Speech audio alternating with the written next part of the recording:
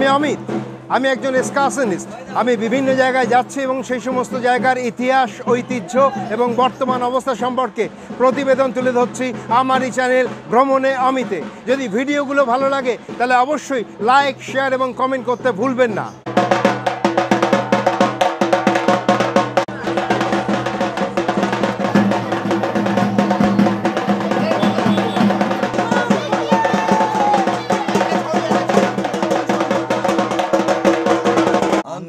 শিব অন্নপূর্ণা চলো যবে যাইব তোরা, অবসান হলো দিবা, উচিত নয় বিলম্ব করা। আমি এখন পৌঁছে গেছি ভদ্রেশ্বরের তেলিনীপাড়ার অন্নপূর্ণা মন্দিরে। যে অন্নপূর্ণা মন্দির প্রতিষ্ঠা করেছিলেন বৈদ্যনাথ বন্দ্যোপাধ্যায় 1208 বঙ্গাব্দে।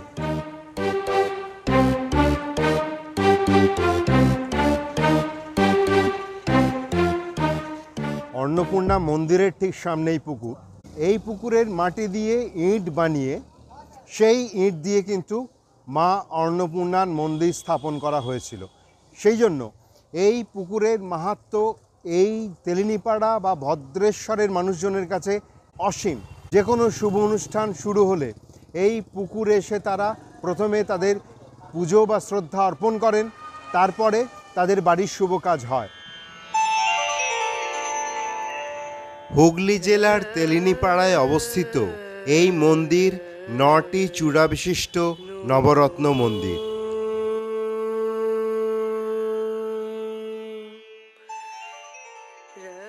আমাদের এই যে বংশ কারিকাটা রয়েছে, এই একাদশ কারিকা বল্লভী গৌরীকান্ত বন্দ্যোপাধ্যায় মহাশয়, যিনি আমাদের এই বন্দ্যোপাধ্যায় গোষ্ঠীর অন্যতম, নারায়ণপুর 24 পরগনা থেকে এসে তার বিভিন্ন রকমভাবে কার্যকলাপ, তৎকালীন সময় সামাজিক যে ব্যাপ্তি, মানুষের যে দর্শন, তার ব্যাপ্তি এবং সহায়তার জন্যে তৎকালীন সেই সময় পূজা পার্বণ অন্যান্য অনুষ্ঠানকে পাথেয় করে তার যে জমিদারি বিস্তার লাভ করিয়েছিলেন, তাদের অন্যতম বংশধর একের পর এক করতে করতে 26তম বৈদ্যনাথ বন্দ্যোপাধ্যায় তেলিনীপাড়া জমিদার বংশের স্থাপত্য তৈরি করেছেন। তারই আমি 32তম সমীর বন্দ্যোপাধ্যায়।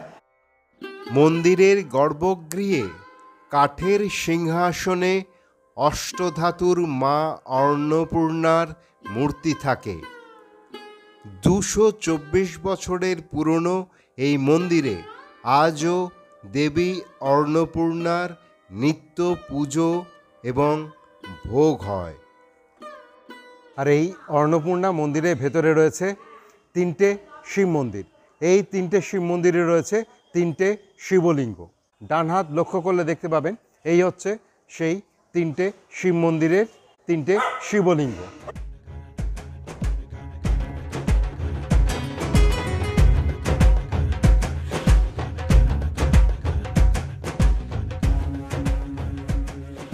যেখানে দাঁড়িয়ে রয়েছি নবনির্মিত মণ্ডপ, এই মণ্ডপে অন্নপূর্ণা মন্দির উন্নয়ন কমিটির তত্ত্বাবধানে এখানে দুর্গা পুজো, কালী পুজো, সরস্বতী পুজো, লক্ষ্মী পুজো সমস্ত পুজো হয়।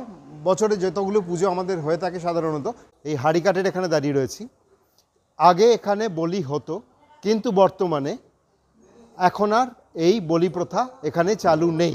আপনারা জানেন যুগের সঙ্গে সঙ্গে অনেক কিছু বদলে গেছে এবং মানুষ অনেক ধারণা থেকে বেরিয়ে আসতে পেরেছে। আমাদের ভবিষ্যৎ প্রজন্মকে আমরা বলতে পারবো যে না, এটা কোনো পদ্ধতি নয় মাকে পুজো করার। মাকে ভালোবাসলেই মায়ের পুজো হয়। 1996 সালে শেষবারের জন্য বলি হয়েছিল এইখানে, তারপর কিন্তু আর বলি এখানে বন্ধ হয়ে গেছে।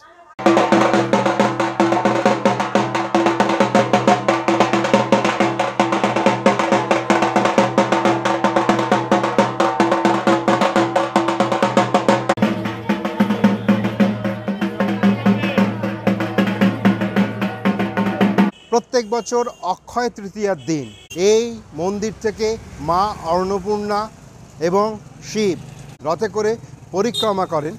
এখানকার বিশ্বাস মতে জমিদারের যে কর্তব্য বা দায়িত্ব সেটা পালন করেন দেবী অন্নপূর্ণা। বছরে একবার তিনি রাস্তায় বেরিয়ে রথে চেপে মানুষের সামনাসামনি হন, মানুষের অভাব অভিযোগ শোনেন, মানুষের পুজো গ্রহণ করেন, মানুষের স্পর্শ গ্রহণ করেন এবং মানুষের যে চাহিদা সেই চাহিদা একজন জমিদারের প্রতিরূপ হিসাবে মা অন্নপূর্ণা চেষ্টা করেন পূরণ করার। এই জন্যই প্রত্যেকবার অক্ষয় তৃতীয়ার দিন এই রাস্তা দিয়ে, আমি যে রাস্তার ওপর দাঁড়িয়ে আছি, এই রাস্তার ওপর দিয়ে মা অন্নপূর্ণার রথ যায়।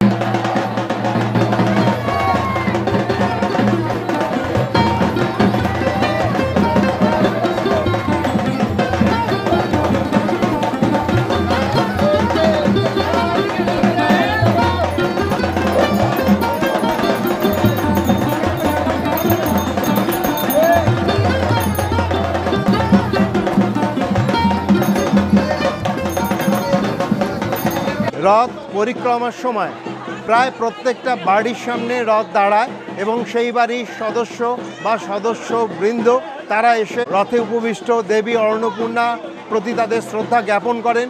জ্ঞাপন করার পর তারপরে আবার রথ এগিয়ে যায়।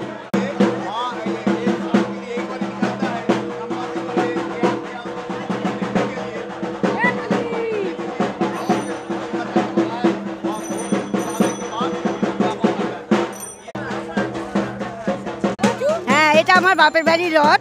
আমি এখান থেকে এসেছি বাপের বাড়িতে পুজো দিতে। আমি এখানকার বউ, আমি 30 বছর এখানে বিয়ে হয়ে এসেছি। তখন থেকেই দেখছি এখান দিয়ে রথ, এই মায়ের অন্নপূর্ণার রথ যায়। আমরা এখানে দাঁড়িয়ে পুজো দিই, আমাদের খুব আনন্দ হয়। এই মা অন্নপূর্ণা মা আমাদের এখান দিয়ে যান এবং আমরা খুব মজা করি, ফুল এনজয় করি। তেলিনীপাড়ার অন্নপূর্ণা মন্দিরের এক্সিকিউটিভ বডির অন্যতম একজন সদস্য সমীর বন্দ্যোপাধ্যায়ের সঙ্গে দাঁড়িয়ে রয়েছি। ওনার মুখেই আমি জেনে নেব এই পুজো বা এই রথযাত্রার কি মাহাত্ম্য এবং কতদিন আগে শুরু হয়েছিল, সমস্ত ইতিহাস ঐতিহ্য তার মুখেই আমরা সরাসরি জেনে নেব।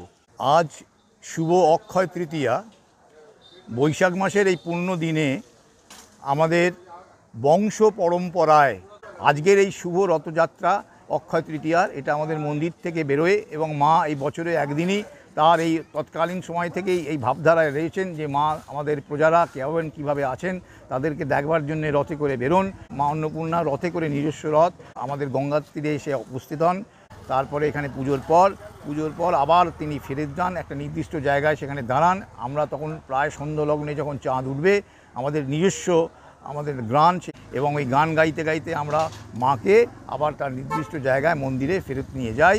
অবসান হলো দিবা, উচিত নয় বিলম্ব করা, আনতে শিব অন্নপূর্ণা, চলো যবে যাইব তোরা, অবসান হলো দিবা, উচিত নয় বিলম্ব করা।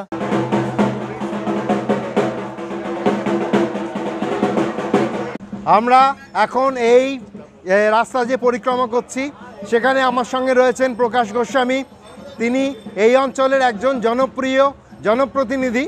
আপনারা দেখতেই পাচ্ছেন তাকে, এই রথের একদম সম্মুখভাগে তিনি রয়েছেন এবং এখানে পুলিশ প্রশাসন এই রথকে নিয়ে খুবই আবেগপ্রবণ এবং তারা চান এই রথ যেন সত্যিই সুষ্ঠুভাবে তার গন্তব্যে পৌঁছয়। তার জন্য যা যা ব্যবস্থা করার সমস্তটাই ব্যবস্থা করেছেন এই প্রশাসনের কর্তা ব্যক্তিরা। রথ পথ পরিক্রমা শেষ করে ঠিক এই জায়গায় আসবে এবং আপনাদের যে জায়গাটা আমি দেখাচ্ছি ঠিক আমার ডান হাত লক্ষ্য করলে দেখতে পাবেন এইখানে এসে মা অন্নপূর্ণা কয়েক ঘন্টার জন্য এখানে থাকবেন। তারপরে আবার মা অন্নপূর্ণাকে রথে বসিয়ে যে রাস্তা দিয়ে উনি এসছেন ঠিক সেই রাস্তা দিয়ে পরিক্রমা করে উনি আবার ফিরে যাবেন মূল মন্দিরে।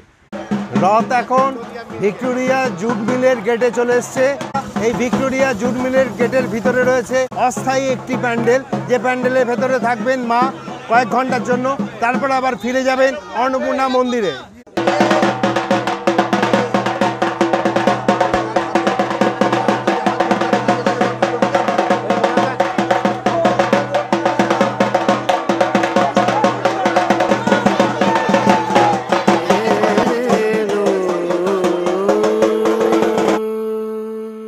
গঙ্গার ধারে ভিক্টোরিয়া জুট মিলের অস্থায়ী প্যান্ডেলে পৌঁছতেই মা অন্নপূর্ণার সেবা শুরু হয়। মাকে শীতল বাতাসে ঠান্ডা করে স্নান করানো হয়। তারপর শুরু হয় পুজো ও ভোগ নিবেদন পর্ব। মা অন্নপূর্ণা এখানে এসে পৌঁছেছেন, আর মা অন্নপূর্ণা যতক্ষণ এখানে থাকবেন সেই সময়ের মধ্যে যে যে ভক্ত এখানে দর্শন করতে আসবেন তাদের প্রত্যেককে ভোগ প্রসাদ দেওয়া হবে। সেই ভোগ প্রসাদ রান্না এখানে শুরু হয়ে গেছে।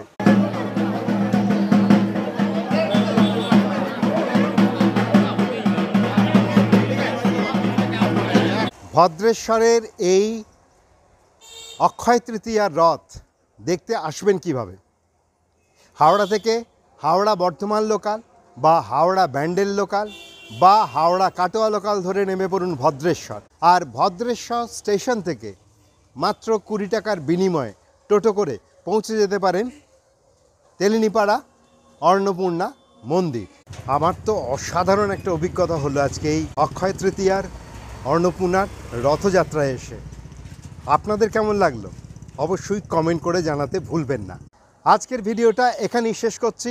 খুব তাড়াতাড়ি দেখা হচ্ছে আবার একটা পর্বে নতুন একটা ভিডিও নিয়ে। ভিডিওগুলো যদি ভালো লাগে তাহলে অবশ্যই লাইক, শেয়ার এবং কমেন্ট করতে ভুলবেন না। আর আমার চ্যানেলে অর্থাৎ ভ্রমণমিতে যারা প্রথমবার এলেন, প্রথমবার ভিডিও দেখলেন, তাদের উদ্দেশ্যে বলছি প্লিজ প্লিজ প্লিজ সাবস্ক্রাইব করুন, ভ্রমণমিতের সাথে থাকুন, পাশে থাকুন এবং ভ্রমণমিতকে এগিয়ে যেতে সাহায্য করুন। সকলে খুব ভালো থাকবেন। টাটা।